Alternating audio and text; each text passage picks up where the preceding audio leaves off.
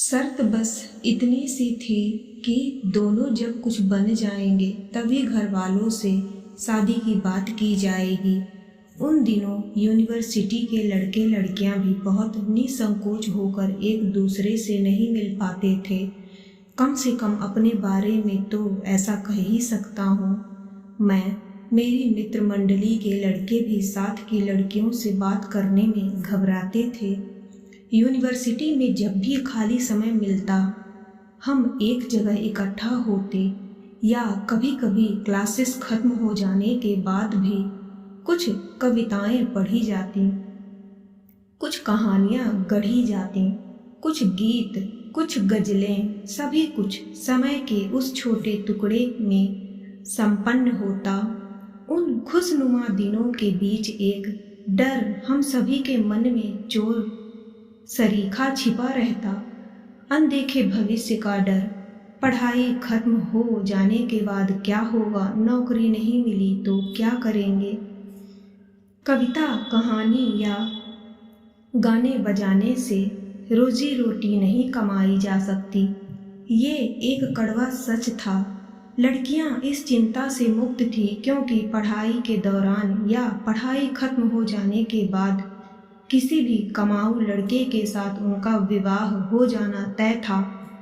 लेकिन वो बाकी लड़कियों से अलग थी।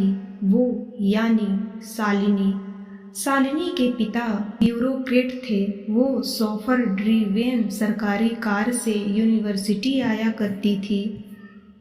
काफ़ी अच्छी अंग्रेजी बोलती, कविताएं लिखती, लेकिन अंग्रेजी में गिटार भी बजा लेती थी।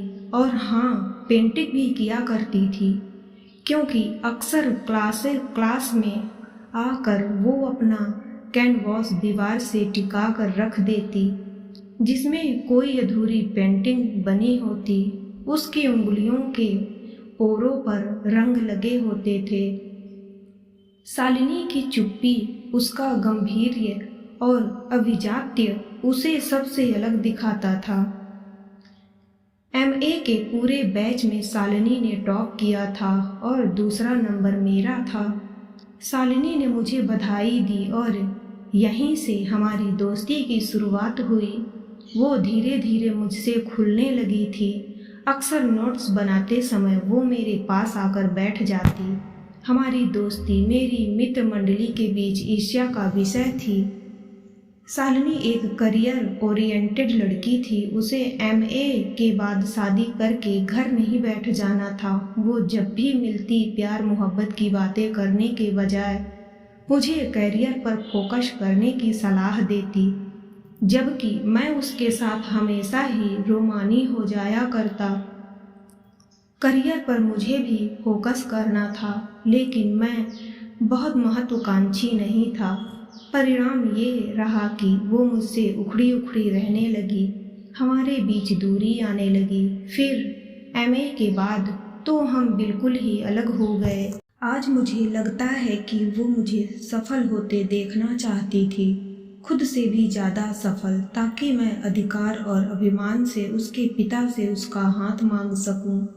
कुछ सालों बाद सुना कि शालिनी कंपटीशन पास करके कहीं डिप्टी कलेक्टर बन गई थी और मैं एक छोटे से शहर के छोटे से महाविद्यालय में पढ़ा रहा था। इसे समय कहें या संयोग, शालिनी की पोस्टिंग मेरे उसी छोटे से शहर में हो गई।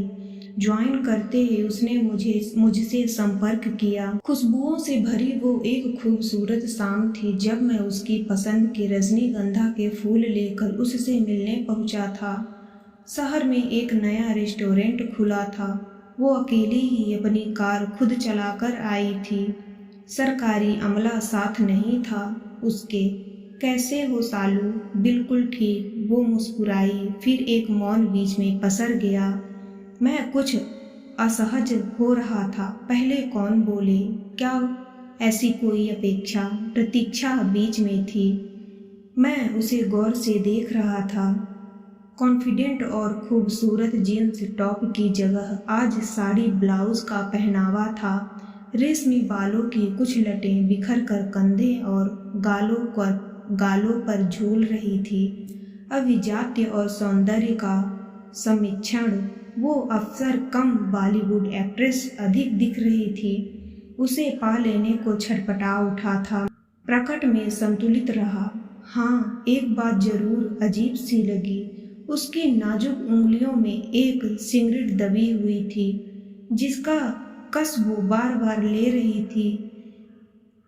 लेकिन अपनी अनिच्छा किस अधिकार से जाहिर करता। उसके व्यवहार में गहरी आत्मीयता थी, स्वाभाविकता थी, जिससे मैं सहज होने लगा। बातें उसने ही शुरू की, अकादमी की, ट्रेनिंग की, अनुभवों की, स्टाफ की। कुछ देर तक हम लोग पुरानी यादों में डूबते उतराते रहे। आखिरकार मैंने कह दिया, ये सिगरेट कब से पीना शुरू कर दिया तुमने? तुम कहते हो तो नहीं पीती, लो फेंक दी। वो मुस्कुराई, मानो उसने मेरा मन पढ़ लिया हो। वापसी में उसने मुझे घर छोड़ने का प्रस्ताव दिया, जिसे मैंने टाल दिया। इसके बाद हम लोग लगातार 4-5 बार मिले। हफ्ते 10 दिन के अंतराल पर छोटे शहर की छोटी छोटी जगहों पर।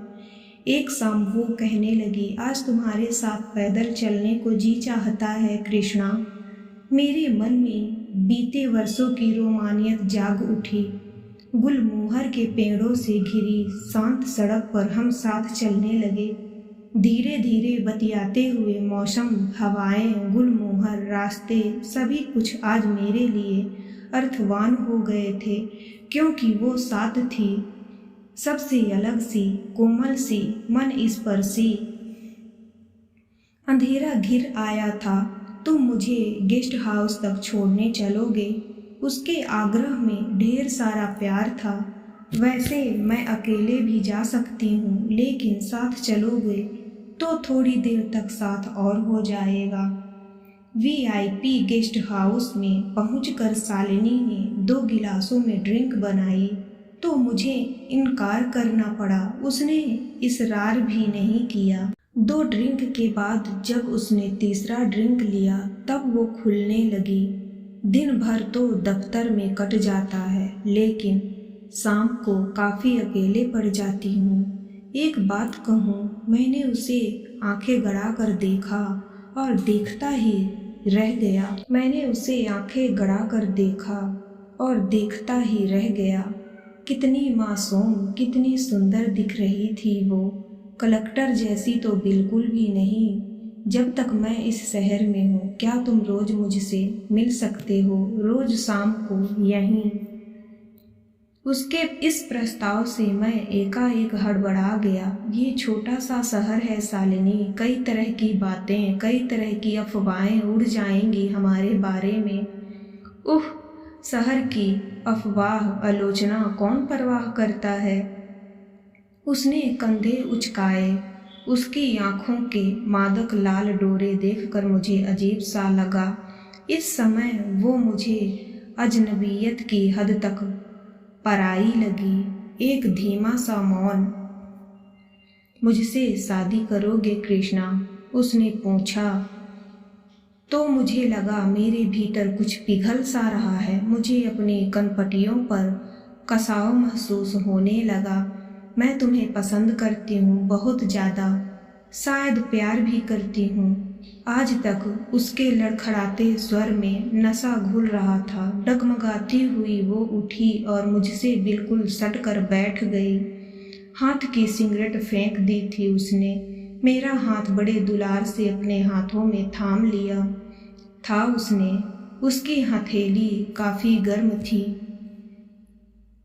मेरी जिंदगी में भयानक अकेलापन है कृष्णा। कितनी घुटन तुम नहीं समझ सकते। बहुत धोखे दिए हैं मुझे जिंदगी ने। नमी उतर आई थी शालिनी की आंखों में। मैंने सुना था कि नशे में धुत इंसान आसानी से रो सकता है।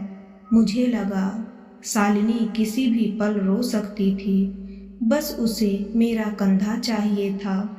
लेकिन मैंने अपना हाथ उसके हाथों के बीच में खींच लिया। अब हमारे बीच एक मर्यादित दूरी थी।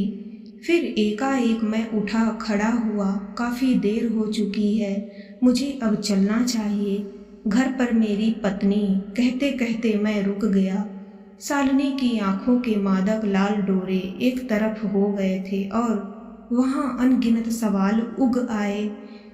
कभी बताया नहीं तुमने कि तुम शादीशुदा हो? उसके चेहरे की रंगत बदल गई थी। एक शुष्क कड़ापन था उसके बोलने के अंदाज में। हाँ नहीं, मेरा मतलब है, मैं हकलाने लगा था। वो भड़क उठी। निकल जाओ यहाँ से, अभी के अभी, मेरा समय बर्बाद मत करो। इतना मुखर अपमान, वो भी बिना किसी अधिकार के। मेरे शरीर में कांटे उग आए थे। शर्म और अपमान से कांप उठा था मैं। इसके बाद बिना रुके बिना कुछ कहे मैं उसके कमरे से बाहर निकल आया। रात के अंधेरे में अपने घर का रास्ता पहचानते हुए मैं लौट रहा था। मेरा घर जहाँ बस मैं और मेरी माँ रहा करते हैं। मेरी माँ जो रात दिन एक सपना बुनती रही, सजी सजाई ढकी ढकाई लाजवंती बहू का सपना। उसके सपनों के खांचे में शालिनी तो कतई फिट नहीं बैठती थी और शायद अब मेरे सपने के खांचे में भी नहीं। मेरा मन उदास था, खूब उदास। बहुत से काश मन पर वार कर चोट कर रहे थे। काश वो मेरे शहर में नहीं आई होती। काश हम लोग दोबारा नहीं मिले होते। काश हम इतने परिपक्व ना हुए होते। ऐसे कितने ही काश मेरे मन में लगातार चल रहे थे।